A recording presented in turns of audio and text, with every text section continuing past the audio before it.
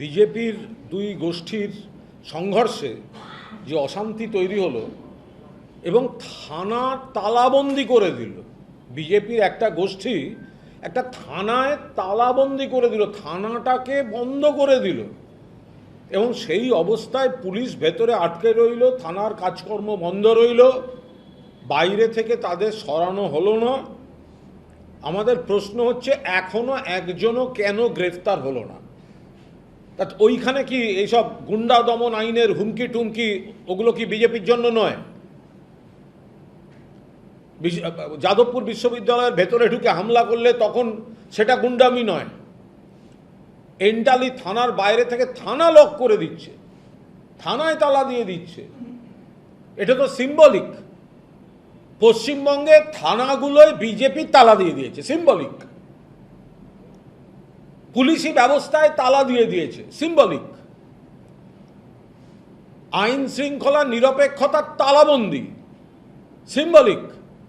বিজেপির দুটো গোষ্ঠী মারামারি করলো, কি নাম ওদের, কি রাম কি আমি ঠিক জানি না, ওদেরই লোকজন সব। কেন এখনো অ্যারেস্ট হচ্ছে না? যারা থানা, এন্টালি থানা বন্ধ করে রেখেছিল, থানায় তালা দিয়ে রেখেছিল, পুলিশের কাজে হস্তক্ষেপ করেছে, শুধু নয়, থানায় তালা বন্ধ করাটা পুলিশের উপর আক্রমণ, হামলা, কাজে বাধা দেওয়ার অভিযোগ, আরও আনুষঙ্গিক 10 রকম সেকশন হতে পারে। কেন একজনও অ্যারেস্ট হয়নি? বিশ্ববিদ্যালয়, যাদবপুর বিশ্ববিদ্যালয়ে গিয়ে মাঝরাত্রে গুন্ডামি করছে, তার বেলা গুন্ডা দমন আইন, এসব বড় বড় কথা আমরা শুনতে পাই না বিজেপি নেতাদের মুখ থেকে। এন্টালি থানায় তালা দিয়ে দিল, নজিরবিহীন, পশ্চিমবঙ্গের নজিরবিহীন ঘটনা।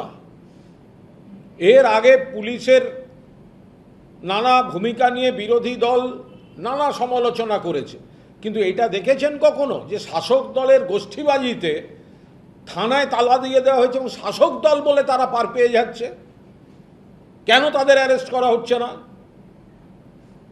কেন পুলিশ বেরিয়েছে সেই তালা, কোন সাহসে তারা তালা দেয়? কেন পুলিশ অ্যাকশন নেয়নি? এখনো কেন তারা ঘুরে বেড়াচ্ছে? যারা, ওই তো কটা লোক যারা থানায়, এন্টালি থানা তালা দিয়ে বন্ধ করে রাস্তা আটকে বসেছিল, পুলিশ কেন তাদের ক্ষেত্রে নিষ্ক্রিয়? মাননীয় পুলিশ মন্ত্রী, আপনার থানা আপনার পার্টির লোক তালা দিয়ে যাচ্ছে, আপনি বসে বসে দেখছেন। আবার আপনি বিভিন্ন সভায় পুলিশ, আইন শৃঙ্খলা এসব নিয়ে কথা বলছেন। আপনার হুঙ্কার হুমকি শুধু কি তৃণমূল কংগ্রেস, মমতা বন্দ্যোপাধ্যায় সৈনিকদের উপর? আমরা অবিলম্বে এন্টালি থানা এবং যাদবপুর বিশ্ববিদ্যালয় রাত্রে যারা হামলা করেছে তাদের প্রত্যেককে, যারা উস্কানি দিয়েছে তাদের প্রত্যেককে, এই একটা দুটো লোককে ধরে এনে বললাম আমি অ্যারেস্টেড, ওসব নয়, যারা স্টেটমেন্ট দিয়ে বলেছে হামলা চলবে, রাতভর হামলা চলবে, যারা লোককে উস্কেছে, যাদবপুর বিশ্ববিদ্যালয়ে যারা হামলা করেছে আর এন্টালি থানায় যারা তালাবন্ধ করেছে, তাদের প্রত্যেককে এবং তাদের মাথাদের অবিলম্বে অ্যারেস্ট করতে হবে। যাদবপুরের, উনি তো বিধায়ক, উনি যাদবপুরের বিধায়ক, কিন্তু যাদবপুর বিশ্ববিদ্যালয় এটা তো যাদবপুরের বিধায়কের কনস্টিটিউয়েন্সিতে পড়ে না। তা যাকে উনি গেছেন, কিন্তু ওনার মুখ থেকে নানা ধরনের প্ররোচনামূলক কথা শোনা গেছে, আপনারাও দেখিয়েছেন, সংবাদ মাধ্যমও দেখিয়েছেন। ফলে যে বা যারা হামলা করেছে রাতে ঢুকে, যারা পৃষ্ঠপোষকতা করেছে, যারা উস্কানি দিয়েছে, যারা মাথা, তাদের অ্যারেস্ট করতে হবে। যাদবপুর বিশ্ববিদ্যালয়ের উপাচার্য ঘটনার 37 ঘন্টা পরে আজকে অভিযোগ দায়ের করেছেন এবং সেখানে যাদবপুরে যে প্রতীক চিহ্ন ভেঙে ফেলা হয়েছে সে অভিযোগপত্রে সেটাও লেখা রয়েছে। পাশাপাশি 3 সদস্যের একটি তদন্ত কমিটি বিশ্ববিদ্যালয়ের তরফে গঠন করা। যাদবপুর বিশ্ববিদ্যালয়ের শ্রদ্ধেয় উপাচার্য, সম্মানীয় উপাচার্য, বিলম্বিত জাগরণ ঘটেছে তার, তিনি অভিযোগ করেছেন। আমরা, তিনি তার মতো করেছেন, কেন তিনি দেরিতে করেছেন, কি করতে চান তাদের ব্যাপার, আমাদের পরিষ্কার বক্তব্য যে যাদবপুর বিশ্ববিদ্যালয়ের ছাত্রছাত্রীদের একটা অংশের ভাবাদর্শ ক্রিয়াকলাপ আমরা এসব পছন্দ করি না।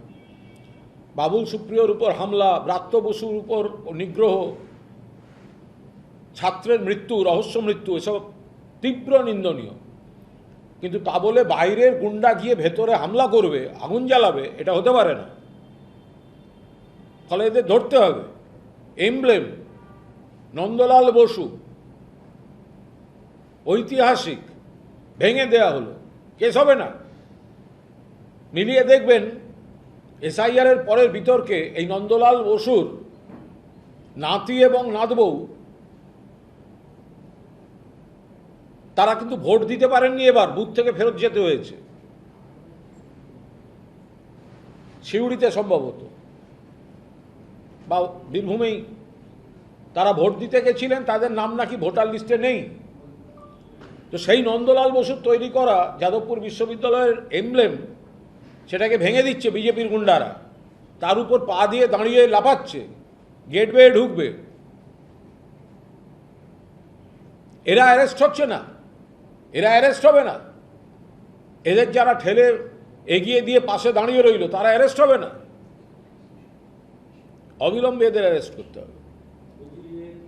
দমকল আজকে নতুন করে ফেসবুক স্ট্রিট আর মার্কুইট স্ট্রিট 17টি হোটেলকে নোটিশ দিয়েছে।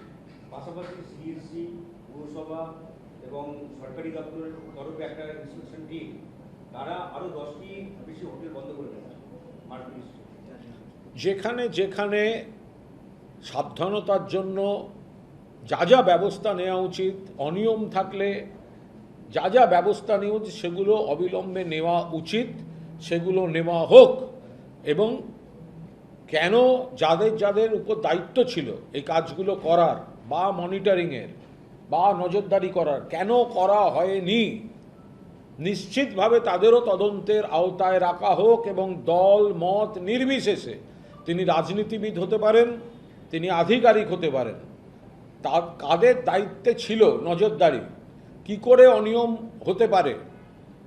দেখুন, দুর্ঘটনা নিশ্চয়ই দুর্ঘটনা, বাট অনেক ক্ষেত্রে নজরদারি এবং অনিয়মের জন্য ফাঁক দিয়ে সেই দুর্ঘটনাগুলো ঘটার সুযোগ পায়। তো সেগুলো অবশ্যই খতিয়ে দেখা দরকার। বর্তমান সরকার যাবতীয় দায় এই যে অনিয়ম বেনিয়ম সব পূর্বতন তৃণমূল সরকারের উপর চাপিয়ে দিচ্ছে। এবং এটা কোনো কাজের কথা নয়, দায় তো এখনকার সরকারকেও নিতে হবে। 100 দিনের কাজের যদি উৎসব করেন, কোন কাজ করেছেন? পুলিশি রাজ, হুমকি, তৃণমূল ভাঙার চেষ্টা। আর 2 নম্বর হচ্ছে মমতা বন্দ্যোপাধ্যায়ের কন্যাশ্রীকে কন্যারত্ন বলে চালানো, নাম বদল, আর কিছু জায়গায় নীল সাদার বদলে গেরুয়া রং বদল, এই তো কাজ। 100 দিনের জন্য যদি আপনারা এত বড় বড় কথা বলে থাকেন, তাহলে দুর্ঘটনার দায়ও নিতে হবে। এই 100 দিনের মধ্যে দমকল ওরিয়েন্টেড একটাও শীর্ষস্তরের বৈঠক ডেকেছেন? ডাকেননি। মনিটরিং করার চেষ্টা করেছেন? করেননি। তাহলে 100 দিনের ঢাকঢোল পিটিয়ে যখন 100 দিন যখন উদযাপনে নেমেছেন, তাহলে কিন্তু দুর্ঘটনার দায় বা খারাপ ঘটনার দায়ও তো আপনাদেরই নিতে হবে।